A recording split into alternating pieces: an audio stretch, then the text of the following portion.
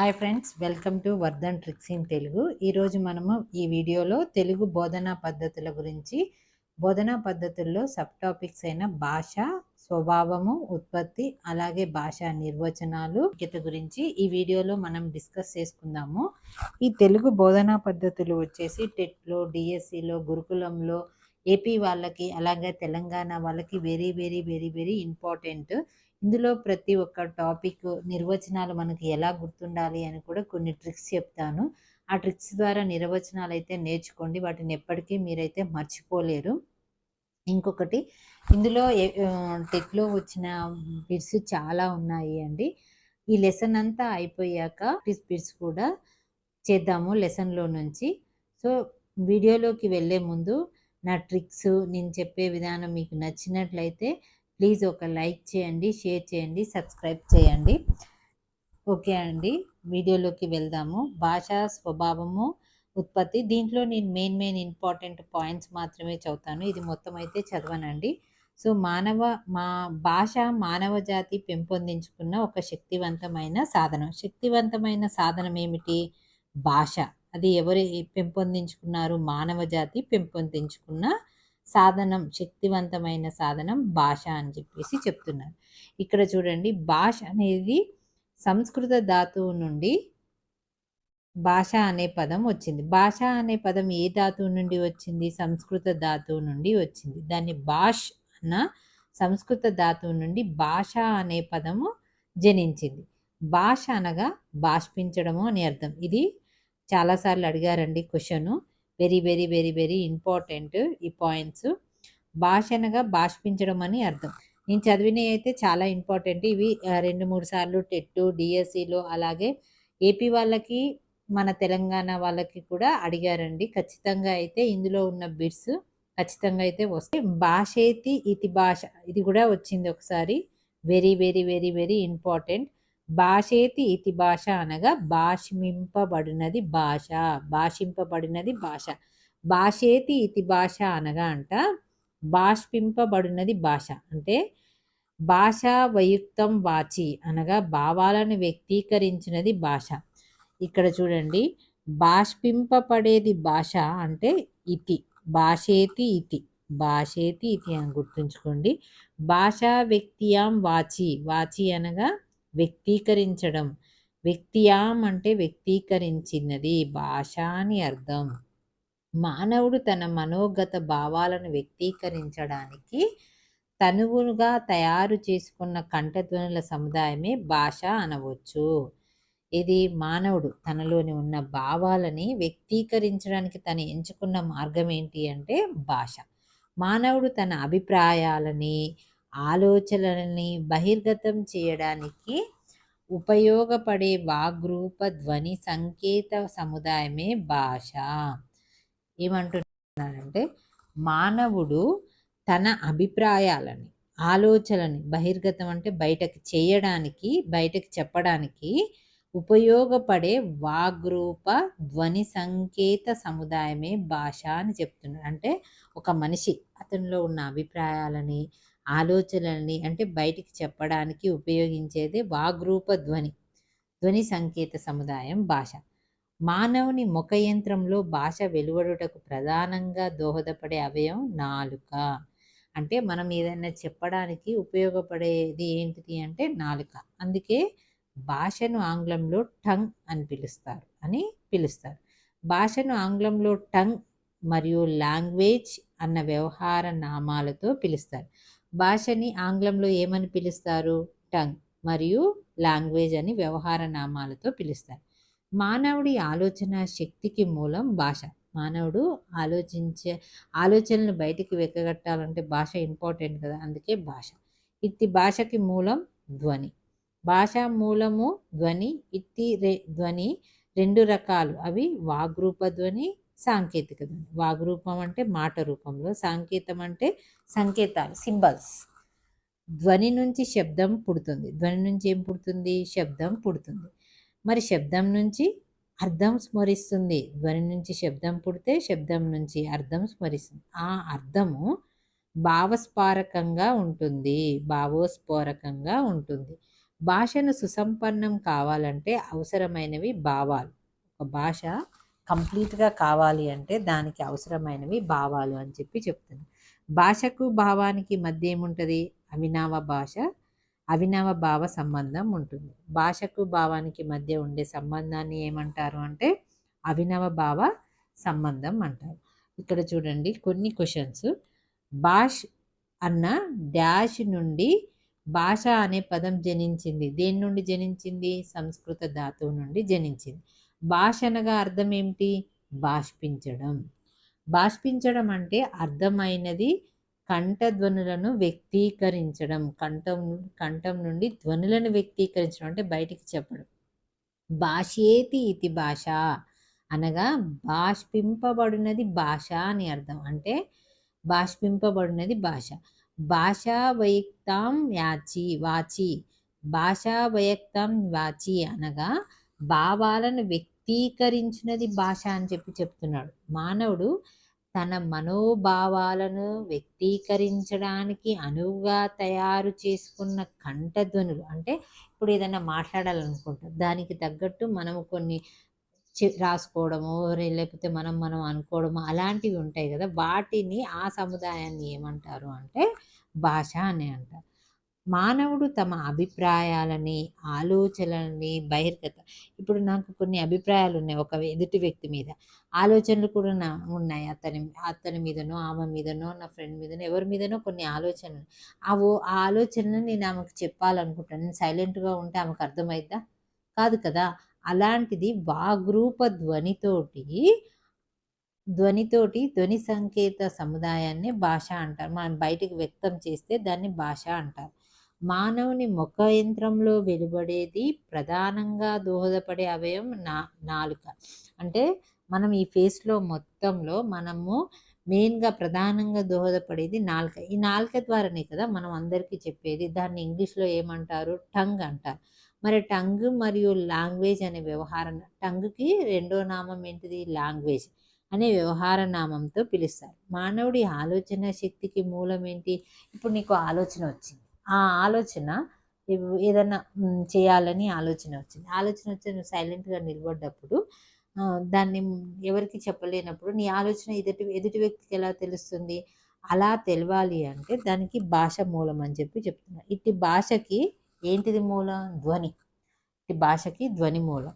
భాషకి మూలం ధ్వని. ఇట్టి ధ్వనులు ఎన్ని రకాలు? మరి 2 రకాలు. ఒకటి వాగ్రూప ధ్వని, రెండోది సాంకేతిక ధ్వని. వాగ్రూప అంటే మాట రూపంలో, సాంకేతిక అంటే గుర్తుల రూపంలో. అయితే ఏంటి? ధ్వని నుంచి శబ్దం పుట్టింది, శబ్దం నుంచి పదం స్మరిస్తుంది. ఈ అర్థాన్నే భావస్ఫరకంగా ఉంటుంది. భాష సుసంపన్నం కావాలంటే అవసరమైనవి భావాలు. మరి భాషకు భావానికి మధ్య ఏం సంబంధం ఉంది? అవినావ భావ సంబంధం ఉంది. భాష మానవుడి శరీరం అయితే భావం ప్రాణం లాంటిది. భాష అనేది మానవుడి శరీరం అయితే భావం ప్రాణం వంటిది. భాషా భావం అనున్నవి రెండు ఒక నాణములు, రెండు ఇరుపక్కల ఉన్న బొమ్మ బొరుసు లాంటివి. భాషకి కొలబద్ద వాక్యం. మరి భాషా స్వరూపము 2 విధాలు. ఒకటి వాగ్రూపము, ఒకటి 2 లిఖిత రూపం. అక్కడ భావ వ్యక్తీకరణకి, భావాగ్రహణకి తోడ్పడే సాధనమే భాష. భాష యొక్క ప్రాథమిక ప్రయోజనం భావ వినిమయం. ఈ భావ వినిమయం 2 విధాలు. భావ వ్యక్తీకరణ, భావగ్రహణ. ఓకే, ఇప్పుడు నెక్స్ట్ వచ్చేసి భాషా ప్రాముఖ్యత. భాషా ప్రాముఖ్యత గురించి ఎందరో ప్రముఖులు వివిధ రకాల అభిప్రాయాలు వెల్లబుచ్చారు. చూడండి, బెంజమిన్ వార్ఫ్ తన అభిప్రాయం ఏంటో చూద్దాం. భాష వ్యక్తి యొక్క ఆలోచనలకు, ఉద్రేకాలకి ఒక రూపం కల్పించి వాస్తవిక జ్ఞానాన్ని కలిగిస్తుంది అని బెంజమిన్ వార్ఫ్ అభిప్రాయపడ్డారు. ఏంటి? భాష వ్యక్తి యొక్క ఆలోచనలకు మరియు ఉద్రేకాలకు ఒక రూపం కల్పించి వాస్తవిక జ్ఞానాన్ని కలిగిస్తుంది అని బెంజమిన్ వార్ఫ్ అభిప్రాయం. మరి దీన్ని ఎలా గుర్తుంచుకోవాలి? ఇక్కడ చూడండి, బెంజమిన్ వార్ చేద్దాం అనుకున్నాడు. ఏంటిది? వార్ అంటే యుద్ధం. ఆ యుద్ధము చేయడానికి ముందు ఒక షెడ్యూల్ వేసుకోవాలి కదా, ఎలా పోవాలి, ఎలా చేయాలి అని ఒక షెడ్యూల్ వేసుకోవాలి కదా. ఆ షెడ్యూల్ ఆయన ఆలోచనలని, ఆయనలో దాగిన ఉద్రేకాలన్నిటికీ ఒక రూపం కల్పించాడు. అంటే ఆలోచనలు ఉద్రేకాలకు రూపం కల్పించి వార్ చేశాడు. బెంజమిన్ వార్ చేశాడు. ఆలోచనలకు ఉద్రేకాలకి రూపం కల్పించి ఒక షెడ్యూల్ వేసుకొని వార్ చేశాడు. రూపం కల్పించి వార్ చేశాడు. నెక్స్ట్, మేధస్సు ప్రసరించియే క్రాంతి భాష. మేధస్సు ప్రసరించే కాంతియే భాష అని జాన్ స్టూవర్ట్ మిల్స్ వర్ణించారు. దీన్ని ఎలా గుర్తుంచుకోవాలంటే, మిల్క్ తాగితే మనకంట మేధస్సు ప్రసరించే కాంతి అంట. మనకి బాగా మేధస్సు పెరుగుతుందంట. మిల్క్ తాగితే ఏమవుతుంది? మేధస్సు పెరుగుతుంది. భాష ఒక సమాజపు ఆలోచనలను, జ్ఞానాన్ని, విలువలను తెలియజేసే వాహకం. సమాజ గుర్తింపునకు భాష ప్రాథమిక వ్యక్తీకరణ అని ఎడ్వర్డ్ సైఫర్ పేర్కొన్నారు. ఎడ్వర్డ్ సైఫర్ ఏమని పేర్కొన్నాడు అంటే, భాష ఒక సమాజపు ఆలోచనలను, జ్ఞానాన్ని, విలువలను తెలియజేసే వాహకం. సమాజపు గుర్తింపునకు భాష ప్రాథమిక వ్యక్తీకరణ అని ఎడ్వర్డ్ సఫైర్ అన్నాడు. అంటే ఇక్కడ దీన్ని ఎలా గుర్తుంచుకోవాలంటే, ఆలోచనలను బాగా చూడండి, ఆలోచనలను, జ్ఞానాన్ని, విలువలను ఇవన్నిటిని ఫైర్ చేసేయాలి. ఫైర్ ఆలోచనని, జ్ఞానాన్ని, విలువలని ఫైర్ చేసేయాలని గుర్తుంచుకోండి. నెక్స్ట్, భావ వినిమయంలో తమ భావాలని, ఉద్రేకాలను, కోరికలను వ్యక్తం చేయడానికి రూపొందించుకున్న సాధనం భాష అని ఎడ్వర్డ్ సైఫర్ అన్నాడు. సైఫర్ ఎప్పుడు చెప్పినా 3 చెప్తున్నాడు. ఏంటి మళ్ళీ చూడండి, భావాలని, ఉద్రేకాలని, కోరికలని. భావాలని, ఉద్రేకాలని, కోరికలని ఇలా 3 వచ్చాయనుకోండి, ఖచ్చితంగా సైఫర్ అని పెట్టేయండి. చూడు, ఆలోచన, జ్ఞానాన్ని, విలువలని సైఫర్, భావాలని, ఉద్రేకాలని, కోరికలని సైఫర్. ఓకే, మానవుడు బాష్పించు మృగం అని విలియం జేమ్స్ పేర్కొన్నాడు. మానవుడు ఎవరంట? బాష్పించే మృగం అని విలియం జేమ్స్ పేర్కొన్నారు. ఇక్కడ చూడండి, జేమ్స్ తింటేనంట, జేమ్స్ బాగా తింటుంటారు కదా పిల్లలు, జేమ్స్ అని చిన్న ప్యాకెట్లో దొరుకుతాయి, pink colour, so many colours ఉంటాయి ఆ ప్యాక్లో. అవి తింటేనంట మృగంగా మారుతారంట. ఆ జేమ్స్ తింటే మృగంగా మారుతారని ఇక్కడ చెప్తాడు. మానవుడు బాష్పించే మృగం అని విలియం జేమ్స్ పేర్కొన్నాడు. జేమ్స్ తింటే మృగంగా మారుతారంట, అందుకే పిల్లలకి ఇయ్యకండి.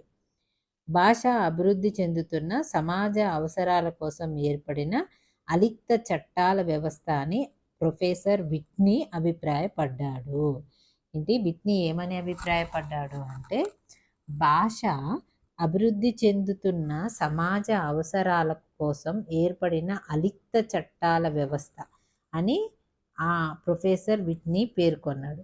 మనము చట్టం దగ్గరికి వెళ్ళాలనుకోండి, ఏదైనా ఒక కంప్లైంట్ ఇవ్వాలనో ఏదో ఒక దానికోసం చట్టం దగ్గరికి వెళ్తే ఫస్ట్ ఏమడుగుతాడు? కోర్టుకి వెళ్ళాం అనుకోండి, విట్నెస్ ఉందా అని అడుగుతాడు. విట్నీ చట్టాలంటే విట్నీ అని గుర్తుంచుకోండి. చట్టాలు విట్నీ, లేకపోతే చుట్టాలు వస్తే చట్నీ చేశాను, చట్నీ అని గుర్తుంచుకోండి. చుట్టాలు వస్తే చట్నీ చేశాను, చట్టాలకి విట్నెస్ కావాలి అని గుర్తుంచుకోండి. నెక్స్ట్ వచ్చేసి, భాష అంటూ లేకపోతే మానవుని వైజ్ఞానిక, సాంస్కృతిక వారసత్వం తరతరాలకు వ్యాప్తి చెంది ఉండేది కాదు. మానవ చరిత్ర గురించి తెలిసేది కాదంట మనకి. భాష అనేది లేకపోతే మానవుని వైజ్ఞానిక, సాంస్కృతిక వారసత్వం తరతరాలకు వ్యాపించి ఉండేది కాదు. వాళ్ళ యొక్క జ్ఞానము, అలాగే సాంస్కృతిక సాంప్రదాయాలు, వారసత్వం ఇవన్నీ ఎవరికి తెలిసేది కదా, అంటే భాష లేకపోతే.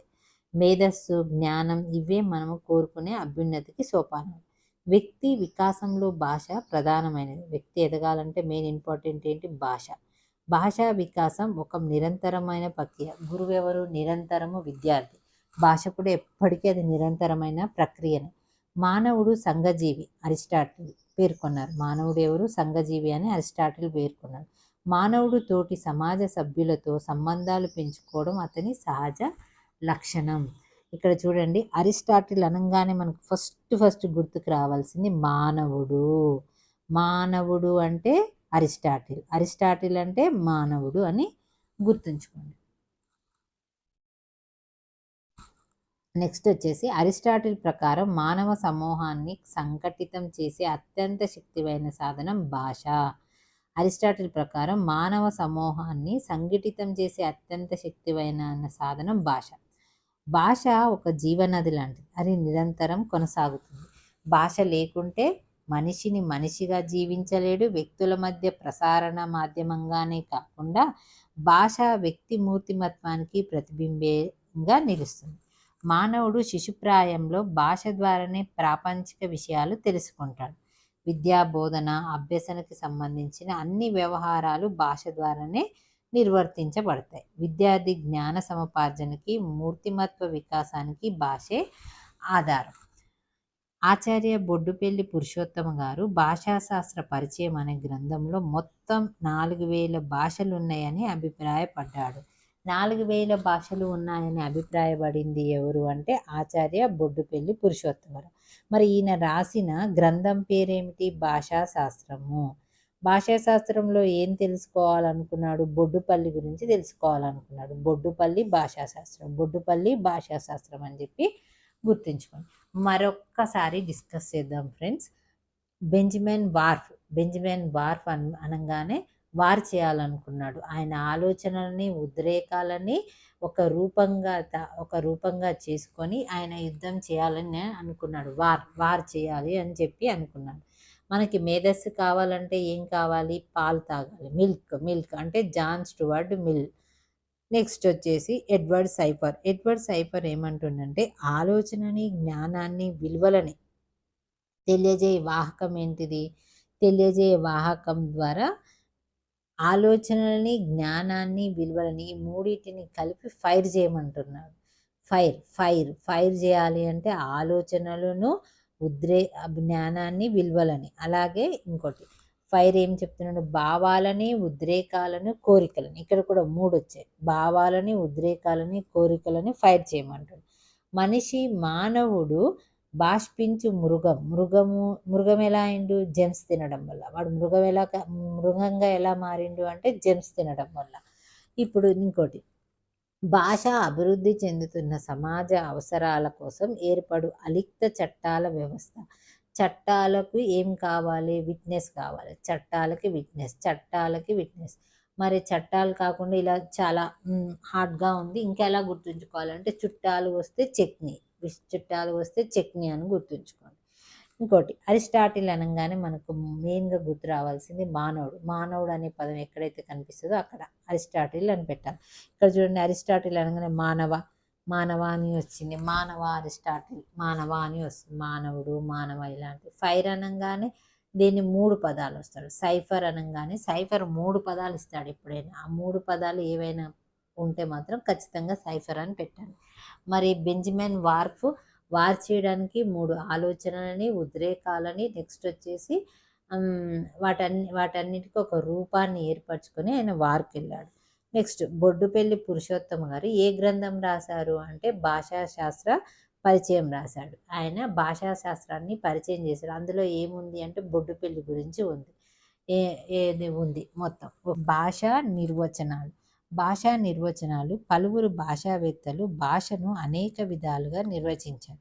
ఇవి భాషా స్వరూపాన్ని మరియు లక్షణాలని అర్థం చేసుకోవడానికి దోహదపడతాయి. భాషా నిర్వచనాల్లో ముఖ్యమైనవి స్టట్వర్డ్ అన్న భాషావేత్త లింగ్విస్టిక్ చేంజ్ అన్న గ్రంథంలో భాషను ఈ విధంగా నిర్వచించారు. యాదృచ్ఛిక నిర్మాణ సౌష్టంతో మానవ సమాజంలో భావ వినిమయానికి, పరస్పర సహకారానికి, సంస్కృతి పరివ్యాప్తికి దోహదపడే వాగ్రూపధ్వని సాంకేతిక సముదాయమే భాష అని చెప్పాడు. ఎవరు? స్టట్వర్డ్. ఇప్పుడు దీన్ని ఎలా గుర్తుంచుకోవాలి అంటే చూడండి, స్టట్వర్డ్ ఏం రాశాడు అంటే లింగ్విస్టిక్ చేంజ్ రాశాడు. లింగ్విస్టిక్ చేంజ్ కదా. ఇప్పుడు నేను ఒక సిల్లీ కోడ్ చెప్తాను. నేను స్టవ్ని మార్చాలనుకుంటున్నాను అంటే చేంజ్ చేయాలనుకుంటున్నాను. అది ఎలా ఉండాలి? దాని నిర్మాణం సౌష్టంగా ఉండాలి. దాని నిర్మాణం ఎలా ఉండాలి? సౌష్టంగా ఉండాలి.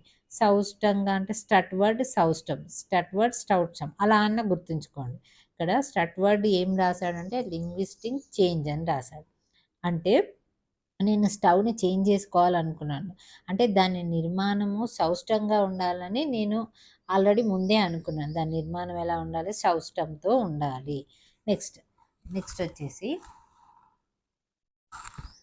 మానవులు భాషాపరమైన ప్రవర్తనను అలవర్చుకోవడానికి సహకరించే మేధాశక్తి భాష. దీన్ని ఎవరన్నారు? కాంట్ డ్రెస్కెట్స్ అన్నాడు. అయితే ఇక్కడ చూడండి, మానవులు భాషాపరమైన ప్రవర్తనను అలవర్చుకోవడానికి సహకరించే మేధాశక్తి భాష అన్నాడు. చూడండి, మీరు డ్రెస్ని అసలు బాగా వేసుకోలేదు, ఆయన చాలా మేధావి, అయినా ఎవరైనా గుర్తిస్తారా? డ్రెస్సింగ్ సెన్స్ లేదు, ఇంత మేధావైనా అని చెప్పేసి ఎవరైనా అంటే డ్రెస్కి మేధాశక్తికి భాషాపరమైన దానికి సంబంధం ఉంది. మనం మంచిగా డ్రెస్సింగ్ చేసుకొని వెళ్తే మేధ అట్లానే గుర్తుంచుకోండి. డ్రెస్కి మేధాశక్తి. డ్రెస్ సరిగ్గా లేకపోతే ఆయన మేధావని ఎవరు అనుకోరు. ఆయన దగ్గరికి కూడా ఎవరు, ఒకవేళ పిచ్చి పిచ్చి డ్రెస్ వేసుకొని పోయాం, ఎవరైనా మన దగ్గరికి వస్తారా? మనం మేధావి అంటే నమ్ముతారా? నమ్మరు. అదే డ్రెస్ మేధాశక్తి. ఇక్కడ ఎస్కే వర్మ, ఎస్ కృష్ణస్వామి అనే రచయిత మోడ్రన్ లింగ్విస్టింగ్ అనే గ్రంథంలో భాషను ఇలా నిర్వచించారు. భాష ఒక అంశము లేదా లక్షణం గల విషయం కాదు. సమాజంలో మానవ సంబంధాలు ఎంత సంక్లిష్టమైనవో అంతే సంక్లిష్టమైన మానవీయ ప్రక్రియ. భాష అంట ఒకే అంశము లేదా లక్షణం గల విషయం కాదు. సమాజంలో మానవ సంబంధాలు ఎంత సంక్లిష్టమైనవో అంత సంక్లిష్టమైన మానవీయ ప్రక్రియ. ఇప్పుడు ఇది బాగా గుర్తుంచుకోండి. ఎస్కే వర్మ, ఎన్ కృష్ణస్వామి వీళ్ళిద్దరు డిస్కషన్ పెట్టుకుంటున్నారు. వర్మ కృష్ణని ఏమని అడుగుతున్నాడంటే, నాకు ఒక మోడ్రన్ కావాలి అని అడుగుతున్నాడు.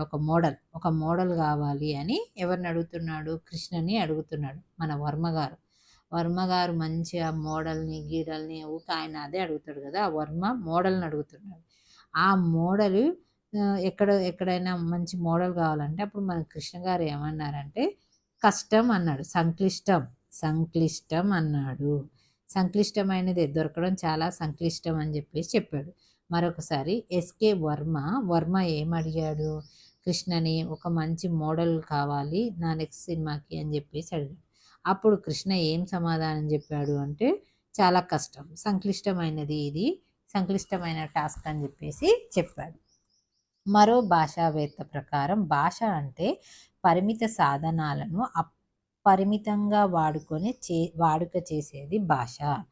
ప్రఖ్యాతి భారతీయ హిందీ భాషావేత్త శ్రీరామచంద్రవర్మ గారు భాషను ఈ విధంగా నిర్వహించారు. మనసులోని భావం పరంపరను ఏ పదాల ద్వారా, ఏ వాక్యాల ద్వారా ఎదుటివారికి అందిస్తారో ఆ పదాలే వాక్యాలే భాష అని చెప్పాడు. ఇక్కడ ఇది చెప్పింది ఎవరు అంటే శ్రీరామచంద్రవర్మ. ఇక్కడ మనసులో రాముడు ఉన్నాడు. ఆ రాముడు పదాల ద్వారా కానీ వాక్యాల ద్వారా కానీ ఎదుటి వారికి చెప్తున్నాం రాముడు ఉన్నాడని చెప్పేసి. మనసులో రాముడు ఉన్నాడని పదాల ద్వారా వాక్యాల ద్వారా ఎదుటి వారికి అందిస్తున్నాం. ఎలా? పదాల ద్వారా వాక్యాల ద్వారా. నెక్స్ట్ వచ్చేసి సైఫర్. మళ్ళీ వచ్చాడండి సైఫర్. ఇంత భావ వినిమయంలో చూడు, సేమ్ భావాలను, ఉద్రేకాలను, కోరికలను మూడింటిని మళ్ళీ ఇక్కడ మూడింటిని, అది అక్కడ వచ్చింది ఆల్రెడీ ఇక్కడ వచ్చింది. స్వతహాగా వెలువడే సంకేతాల ద్వారా వ్యక్తం చేయడానికి రూపొందించిన సాధనమే భాష. నెక్స్ట్ జాన్ పి హుక్స్ అనే భాషావేత్త ద సైన్స్ ఆఫ్ లాంగ్వేజ్ గ్రంథంలో భాషను ఈ విధంగా నిర్వహించారు. ఈ విధంగా నిర్వహించారు? ఒక వ్యక్తి ఆలోచన తన ఆలోచనలని ఇంకొక వ్యక్తికి యాదృచ్ఛికమైన వాగ్రూప సంకేతాల ద్వారా వ్యక్తం చేసే విధానమే భాష అని చెప్పాడు. ఎవరు? హుక్స్. మరి దీన్ని ఎలా గుర్తించుకోవాలి? హుక్స్లా అనేది సైన్స్ అనుకోండి. హుక్స్లా సైన్స్లో ఉంది. ఆయన ఏం చేయాలి అనుకుంటున్నాడు? ఒక లాంగ్వేజ్ని కనిపెట్టాలి అనుకుంటున్నాడు. అది ఎలా ఉండాలి అంటే వాగ్రూప సంకేతాల ద్వారా, అంటే మాట రూపం ద్వారా ఉండాలి అని చెప్పేసి అనుకున్నాడు. హుక్స్లా అది కనిపెట్టేది ఎందులో? హుక్స్లాల ద్వారా కనిపెట్టాడు. ద సైన్స్ హుక్స్ సైన్స్ లాంగ్వేజ్లో వాక్రూప సంకేతాల ద్వారా వ్యక్తికి చేసే విధానం అని చెప్పేసి చెప్పాడు. నెక్స్ట్ నోమ్ చామ్స్కీ భాషని ఈ విధంగా నిర్వహించారు. భాష అనేది ప్రత్యేక నియమాల ఆధారంగా నిర్మించిన ప్రత్యేక వాక్యాల సముదాయము. ఇక్కడ చూడండి, నోమ్ చామ్స్కీ భాషను ఈ విధంగా భాష అనేది ప్రత్యేక నియమాలు ఆధారంగా నిర్మించిన ప్రత్యేక వాక్యాల సముదాయం ద్వారా అని చెప్పి భాష అని చెప్పి నోమ్ చామ్స్కీ అన్నాడు. మరి ఎలా గుర్తుంచుకోవాలి? నోము ఉన్నది మన ఇంట్లో. ఒక నోము ఉంటే ఏముంటాయి? ప్రత్యేక నియమాలు ఉంటాయి ఆ నోమ్కి. అలాగే ప్రత్యేక నియమాలను గుర్తుంచుకోండి. నోమ్కి ప్రత్యేక నియమాలు. నెక్స్ట్ హకెట్. హకెట్ ఏం చెప్పాడు? హకెట్ ఏం చెప్పాడు అంటే హకెట్ అనే భాషావేత్త a course in modern linguistic అన్న గ్రంథంలో భాషను ఇలా నిర్వహించాడు. A language is complex system of speech habits. అంటే వివిధ భాషణ అలవాట్లతో కూడిన సంక్లిష్ట వ్యవస్థ భాష అని చెప్పాడు. ఇప్పుడు ఇక్కడ చూడండి, అలవాటు అలవాటు అని ఈ పదాన్ని గుర్తుంచుకోండి. అలవాటు, ఇది కోర్స్ అనే పదాన్ని కూడా గుర్తుంచుకోండి. ఇతనికి అంట హాకీ ఆడడం అలవాటు. ఈయనకి ఏం అలవాటు? హకెట్కి హాకీ ఆడడం అలవాటు. అప్పుడు ఆయన ఈ అలవాటుని కాస్త ఇంకొంచెం బాగా నేర్చుకుందామని చెప్పేసి ఎక్కడికి వెళ్ళాడు? కోర్సు నేర్చుకున్నాడు. ఆ హాకీ నేర్పే దగ్గర కోర్సు నేర్చుకోవాలని వెళ్ళాడు. హకెట్ ఏం చేశాడు? హకెట్కి ఏం అలవాటు ఉంది? హాకీ ఆడడం అలవాటుగా ఉంది. అది ఇంకా బాగా ఆడాలని చెప్పేసి కోర్సు నేర్చుకోవడానికని వెళ్ళాడు. నెక్స్ట్, సంఘటనకారుల ప్రకారం భాష అంటే పదాలు, వాటి అర్థాలు. ఇది నిఘంటుకారుల ప్రకారం పదాలు, వాటి అర్థాలు. అర్థవంతమైన పదాల సమూహాన్ని భాష అని నిఘంటుకారుల అభిప్రాయం. నిఘంటుకారుల ప్రకారం ఏంటిది? పదాలు, అర్థాలు. నిఘంటు అంటే ఏంటండి? డిక్షనరీకి ఏం దొరుకుతుంది మనకి? పదాలకి అర్థాలు దొరుకుతాయి. అందుకే దాన్ని నిఘంటువు అంటారు అని చెప్పేసి అక్కడ చూడండి, అర్థవంతమైన పదాల సమూహమే. అక్కడ చాలా అర్థాలు దొరికే సమూహం, అదొక బుక్. ఆ బుక్లో చాలా సమూహం అని నిఘంటుకారుల అభిప్రాయం. మరి వ్యాకరణకారుల ప్రకారం భాష అంటే ప్రకృతి ప్రత్యయ పద నిరూపణే భాష అని చెప్పి చెప్తున్నారు. ప్రకృతి ప్రత్యయ పద నిరూపణే భాష అంటే పై నిర్వచనంలో ప్రకృతి అంటే పదమూలము లేదా ప్రాతిపదిక. ఇక్కడ వాకింగ్కి వచ్చాడు. వ్యాకరణం అంటే వాకింగ్ అని గుర్తుంచుకోండి. వాకింగ్కి వచ్చి ప్రకృతిని చూసి సంతోషపడుతున్నాడు అని చెప్పేసి గుర్తుంచుకోండి. నెక్స్ట్ వచ్చేసి ఎంఎన్ బచ్చన్ అనే భాషావేత్త ఇంట్రడక్షన్ టు ట్రాన్స్ఫర్మేషనల్ గ్రామర్ అన్న గ్రంథంలో భాషను ఈ విధంగా నిర్వచించాడు. A language is an infinity set of sentence. A language is an infinity set of sentence అంటే అనంతమైన వాక్యాల సముదాయమే భాష అని ఎవరు చెప్పారు? బచ్చన్ చెప్పాడు.